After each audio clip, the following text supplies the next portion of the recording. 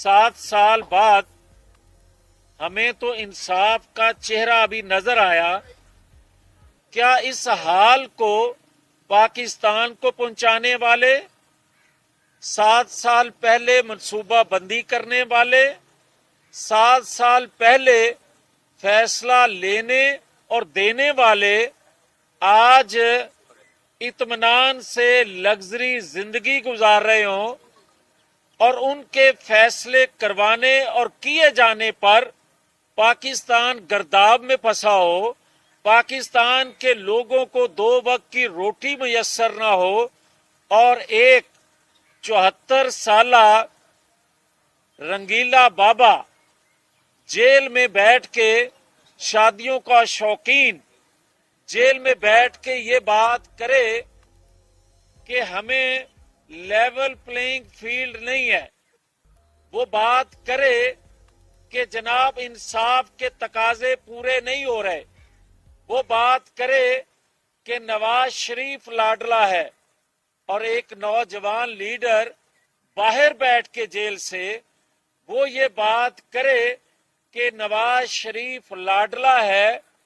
تو مجھے بڑا عجیب لگ رہا ہے کہ 74 سالہ وہ رنگیلا بابا جب یہ بات کرتا ہے تو اس کے ذہن میں یہ بات رہنی چاہیے کہ کیا انصاف دینے والے، اور جسٹس نسیم حسن شاہ خود کہے کہ انصاف دینے والے دباؤ میں آ کر غلط ناانصافی پہ مبنی فیصلے دیتے ہیں، تو پھر دباؤ میں آ کر 75 سالوں میں لوگ فیصلے انصاف پر مبنی نہ دیں، بے انصافی کریں، تو ملک کس طرح ترقی کر سکے گا؟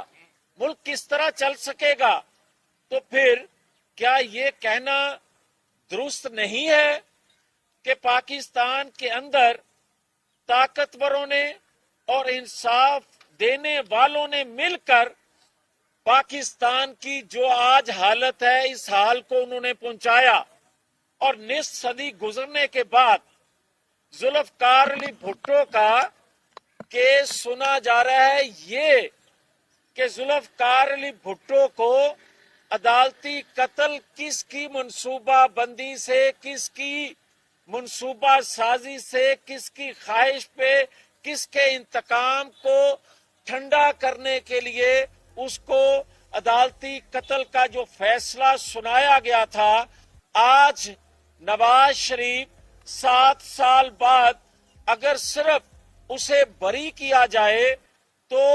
ثاقب نثار، کھوسا صاحب، بندیال صاحب، فیض صاحب، باجوہ صاحب، یہ سارے صاحب جو ہیں یہ اطمینان سے اپنے گھروں میں تشریف فرما رہیں اور ہم 2 وقت کی روٹی کو ترستے رہیں ان کے کیے ہوئے کروائے ہوئے فیصلوں کی وجہ سے، تو پھر قوم یہ سوال کرنے میں حق بجانب ہے کہ ہمارا کیا قصور ہے. پھر قوم یہ پوچھنے میں حق بجانب ہے ان لوگوں سے جو کہتے ہیں نواز شریف بار بار کہتے ہیں مجھے کیوں نکالا. یہ 74 سالہ بابا بھی یہ کہا کرتا تھا، کہتا تھا نواز شریف سڑکوں پہ آ کر سوال کرتا ہے کہ مجھے کیوں نکالا. اسے تو علم تھا کہ کس نے اور کیوں نکالا، مگر قومی حکومت 16 ماہ کی جو قومی حکومت تھی اس میں ایک نوجوان لیڈر بھی اس قومی حکومت کا حصہ تھے. ان 16 ماہ میں ان کو علم تھا کہ نواز شریف کو کیوں نکالا،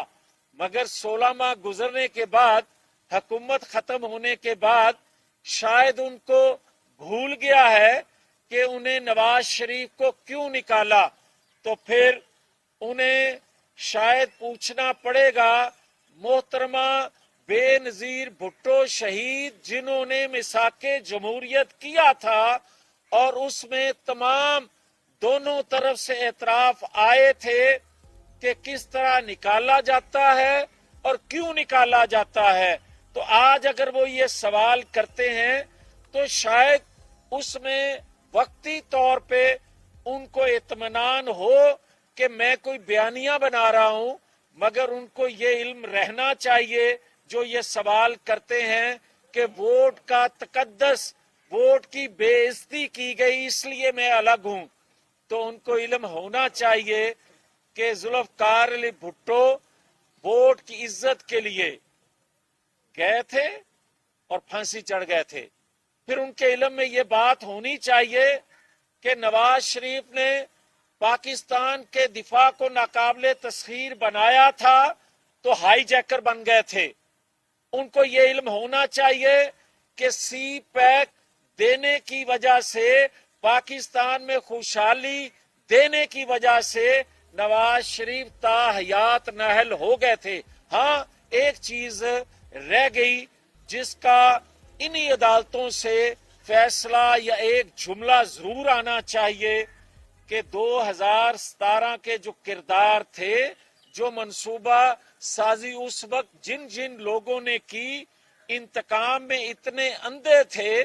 कि 5 साल किसी बड़े से बड़े जुर्म की सजा 5 साल नाअहली होती है, मगर बेटे से तनख्वाह ना लेने पे ताहयात जो नाअहल कर दिया गया। दुनिया में कोई ऐसा कानून नहीं है। मगर ये बता दें कम अज कम उन्हीं कल जहां से फैसला आया, उन्हीं अदालतों से, उन्हीं इमारतों से कि क्या वजह थी, सिर्फ पाकिस्तान के अंदर से मंसूबाबंदी थी या पाकिस्तान को खुशहाल ना देखने वाली वो कुव्वतें जो पाकिस्तान के बाहर से काम करती हैं, उनका कितना हिस्सा था, ताकि लोग खुले ज़हन से, साफ ज़हन से 2024 के इंतखाबात में जाएं और अपने पसंद की जमात का चुनाव कर सकें। ये जरूर हम कह रहे हैं कि इंशाअल्लाह 8 फरवरी 2024 के इंतखाबात में कोई जनरल फैज, कोई जनरल बाजवा, कोई जस्टिस साकिब निसार, कोई जस्टिस खोसा, कोई जस्टिस बंदयाल नहीं होगा, बल्कि 25 करोड़ लोग आजादाना अपनी अदालत लगाएंगे और अपना बड़ा फैसला नवाज शरीफ के हक में देंगे। बहुत शुक्रिया। मियां साहब आपने आखिर में जो बातें की हैं और जिस तरह आपने जो नाम लिए हैं, उससे लग रहा है कि क्या आपका बयानिया, आपकी पार्टी का बयानिया, आपकी तो जात, आप तो उसकी बात करते थे जब ये तमाम लोग अपने ओहदों पर बैठे थे,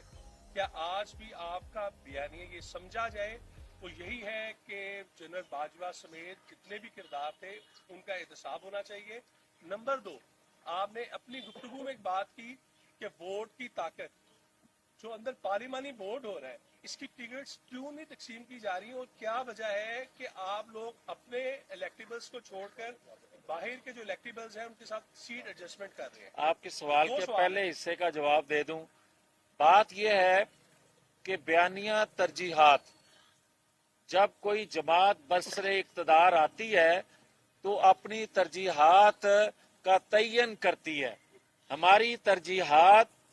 25 करोड़ अवाम की तरजीहात हैं। हम ये समझते हैं कि फैजाबाद धरने की जजमेंट देने वाले के खिलाफ रेफरेंस से शुरू कर लिया जाए। एहतसाब किसी जगह तो रुकना चाहिए इस सिलसिले को, जो पाकिस्तान के अंदर एक मंसूबा बंदी से पाकिस्तान के अंदर बगाड़ पैदा किया जाता है। आप 9-10 मई से शुरू कर लें। आज तो हालत ये है कि 9-10 मई के वाक़े को पाकिस्तान के अवाम, दुनिया कहती है कि यह दहशतगर्दी थी, मगर सहूलतकार उस वक्त के जो थे या आज भी कुछ सहूलतकारी जो मुयस्सर है, जो कि यकीनन है कि जेल के अंदर, पाकिस्तान की जेलों में जितने कैदी हैं, हवालाती हैं, उनको अगर इमरान खान की तरह की सहूलत मुयस्सर है तो फिर मैं उसको सहूलतकारी नहीं कहूंगा। और अगर इमरान खान को जेल के अंदर 8 कमरों की दीवारें गिरा के उसको बड़ा एक हाल दे दिया जाए, उसमें 25 के करीब मेरी इतला के मुताबिक अब मशक्कती हो गए, पहले 10 थे, फिर डॉक्टर 10 की लाइन लगी हुई है, फिर पक्की उम्र की मुर्गियां, देसी मुर्गियां उसको दी जा रही हैं। ये सारा जो सिलसिला है, क्या किसी और कैदी को मैसर है? ये सहूलत किसी को है और नहीं है। तो इसलिए ये मैं कहूंगा कि ये नाइंसाफी बाकी जेल के कैदियों से नहीं होनी चाहिए। और जहां तक आपका ये सवाल है कि अंदर टिकटों की तकसीम जो है इतना देर क्यों लग रही है, वो आपके सवाल का जवाब ही ये है कि हमारी पहली तरजीह ये है कि हम पार्टी के जो वर्कर हैं, पार्टी के जो जानिसार हैं, जिन्होंने पार्टी को बदतरीन हालात में जिंदा रखा, जिन्होंने नवाज शरीफ के बयानियों को घर घर पहुंचाया, हमारी तरजीह पहली और आखिरी यही है कि हम उनको टिकट दें ताकि जमात के नजरिए सोच के हामिल लोग आ सके। और जहां तक इलेक्टेबल का या सीट एडजस्टमेंट का तल्लक है, तो 2-3 सीटें चौधरी शुजात साहब के हवाले से ये मैं अर्ज करूंगा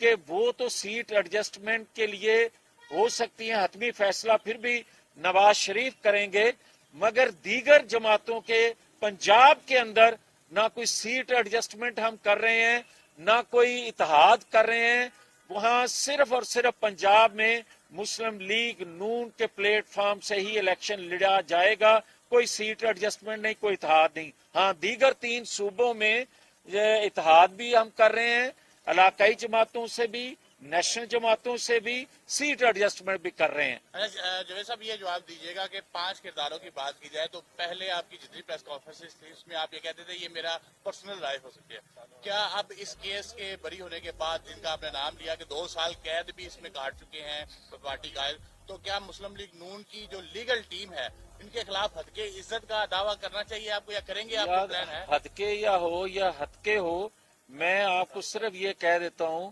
कि सिर्फ और सिर्फ पाकिस्तान के अंदर पाकिस्तान के अदारे, क्या अदारों के अंदर खुद एहतसाबी का तरीकाकार मौजूद नहीं है? और जब खुद एहतसाबी का तरीकाकार नहीं अपनाया जाता तो फिर अदारों के ऊपर उंगलियां उठती हैं। आज भी